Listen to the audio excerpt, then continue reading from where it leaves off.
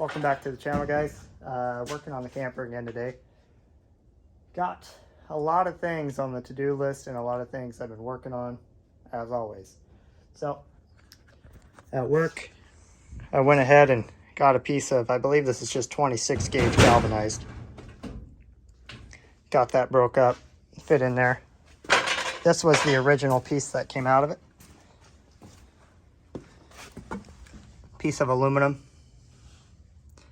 And over there, you'll notice some Mark III Supra seats, which are going to be replacing this bench. So I'm pretty excited about that. Going to get them reupholstered with a little custom embroidery. But we also have a piece of 2532 pressure treated plywood that is going to go in here. The notch slides underneath the door here. And I'm going to have to make a piece that goes up, screws in here. Not exactly sure how I'm going to attach it there because I don't want to drill through that metal. But wanted to give you a quick update. I'm going to get back to it, see what all I can knock out today. And I'll catch you back up. Look at that. There's floor in here. Took a fair amount of finagling, but we got it all in. This is that rising piece I was talking about. We got it cut out a bit of a taper to clear everything in here. A little tighter on this side, but next step is to fiberglass. We're going to come out about 4 inches all the way around this whole thing. And I did have to take the door off. I was worried I would, but at the same time, I do have to rebuild it. So it was easier to get this piece in there with the door out. And underneath here, you can see, and it's probably going to be a little dark. I did end up putting some gasketed self-tappers into this. You can see it up there too. Again, I know it's dark. I apologize. But between the gaskets on the self-tappers as well as the fact that I used some liquid nails on the whole thing, pretty confident this thing isn't going to leak. As well as I'm going to bed liner underneath over everything that's on the camper floor. So, or not bed liner, but spray liner. I did have to put a small shim in here, which I knew I would have to do. I just didn't know how I was going to do it. That turned out pretty easy. Just some wood screws, some 3-inch wood screws going into here, and then liquid nails and those self tappers in the back. So I'm gonna get up some, or get some epoxy mixed up for the resin fiberglass. Get this all laid in. I'll bring you guys back. While we're back, we got about half of it done. Half of the top at least. We still have to take the camper up and do the underneath here.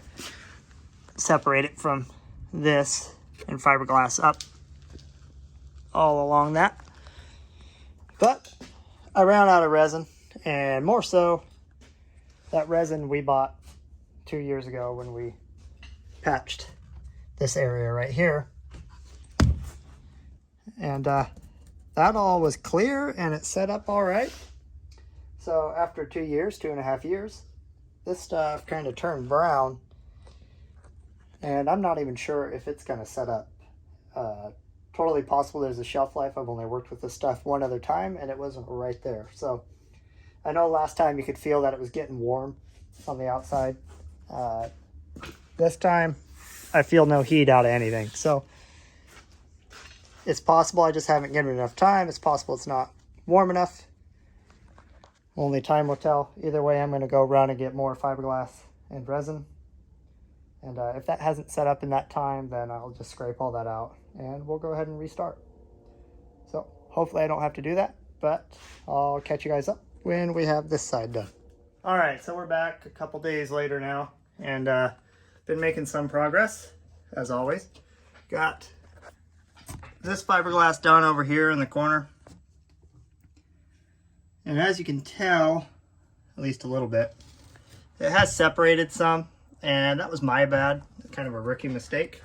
I decided that I would try to pick the camper up, and I thought that was set enough, and it wasn't. So depending on how it holds, I may or may not have to cut some of that out and redo it. It's not the end of the world. Another hour or so to fix it, which just sucks. But And also, I was a noob here, and that, in fact, did set up. It's been so long since I've done the fiberglass stuff that I didn't realize that, in fact, the epoxy is brown, and it just was too cold in here. So once I got it up to heat a little bit with my heater over there, it turned out fine. So what I've been working on this morning is I fiberglass the hole underneath of it. And this time I'm going to wait for this to set up, obviously, before I put it down on the camper, or on the truck. But in there, this is 2 layers of fiberglass and a whole lot of resin, just because I don't want it to come loose. And then on this galvanized here, I scuffed it up as best as I could, and I'm not expecting the fiberglass to stick to that very well. But I ran it in far enough, all the fiberglass matting, that it'll get pinched in between this frame and the floor there. So it should still hold it tight. And again, I did scuff it, so it might seal up pretty fine. On the outside here, you can see I wrapped up and around about 2 inches all the way around. Not really worried about how that looks because I still have a fair amount of body work to do. So I'll take all this down. The door area is going to need some work because the door frame screws here. So I'll have to take some of this down. And while I was at it, I also filled this crack, which was some damage the previous person tried to fix. This is all their nasty fiberglass, and you can see a crack up in there too. So I got to strip all that out still, but I just wanted to get it structural as much as I could. And I am pretty happy with the way it turned out. And while I was waiting for that to seal up, I got a couple other things done. I decided to put a piece of 1x1 box tube there, just as a little bit more support for the plywood, because that is your main stepping area when you come up into the camper is going to be right there. So I have it, might as well use it. And then the one other thing I've gotten done is you'll see those primer marks there. There's 2 tabs I've welded onto the frame, and that is for my air tank. And I had that all tacked up when it was up there, so I know it all clears. I got to pull all the fittings out, pipe dope them, and get it all plumbed up for the airbags. I'm also going to have auxiliary air for the tires and for inflatables and whatever else. I was planning on doing some sort of kayak rack on this, but it's going to be challenging to get on the roof, to say the least, as well as to lift the roof up if you had kayaks on it. So I think we've kind of decided to do like an inflatable kayak, and that would be nice to have an air compressor for that. I went with the Maxi Trax. It's like a Napa Chinesium made air compressor, but with incredible reviews, and it's like $100. So went with that in a 2.5 gallon tank, which isn't very big, but given my space constraints on this, and I'll say wanting to keep the weight down, even though I haven't really done that, it should work perfect for what I'm doing. So hopefully next time I'm here, I'll be able to get that tank mounted up. Kind of got to figure out the order of events. I've also, not sure if I've included this, there's a, let me turn my light back on. This galvanized pass-through I was talking to you about. You can see it up there. No, it's kind of far away. But I have that tacked together. I made that out of 4 pieces. I'm not sure, again, if I've included any of that. I'll show it to you from the front here. So that seal there, or sorry, not that seal, but this galvanized piece will get riveted and sealed from the fiberglass to this. And then this inner cutout exactly matches the inner cutout of the camper. So that'll be nice for the accordion seal, which I have found out I need 12 feet. So I will get that ordered up, and we'll go from there. And I kind of hinted at these super seats. I'll go ahead and show you guys. Oh, God. Apologize, but this is in relatively decent shape, like a 8-way power seat. Does all sorts of things, and they are comfy. I mean, they're out of a Supra, which was a luxury vehicle.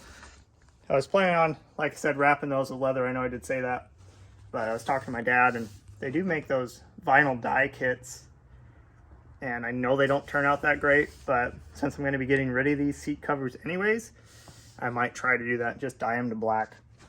And if I could dye them to black, my girlfriend would rather have cloth anyways because it's not as hot. So I would dye those, throw a heated seat kit in it, and go from there. But we'll see if we have to go leather. It would save a lot of money if I could just dye them. So I'll definitely see if I can go that route. But anyways, like I said, I got to figure out my game plan for the next part. I believe I'll have to finish weld this because I do just have that tacked. Sorry, let me get you in there. You can see right there, this was out of 4 pieces, 1, 2, 3, and then the top one's 4. But that's just tacked and it's kind of out of square. So I gotta get that all straightened up and welded. I just wanted to make sure it fit before I welded it out here. So I'm gonna get that welded, get it attached to the camper. I gotta cut back this fiberglass a little bit so the fiberglass actually lays flat. And then fiberglass the inside, but that's all another day's work. So gotta get that done. And then I'll pull this whole truck out, probably paint, or not paint, but pressure wash everything, get it as clean as I possibly can, sand everything down one last time in here, just lightly scuff it, like I was saying, and paint it. So the paint will be done on the frame. Then I'll put the camper back on it, take that back out, pressure wash the camper, just get everything ready and clean, because the next time it comes into the shop, I'm hoping when it gets separated, it's going to be getting separated to paint this, which is a lot of work, and I have no idea what I'm doing, so that'll be fun. Anyways, that's the catch up for my weekend's work. I'm making a lot more progress on this thing than I thought I was going to be doing, which is good. So thanks for watching. Hope you guys are enjoying. Have a good one.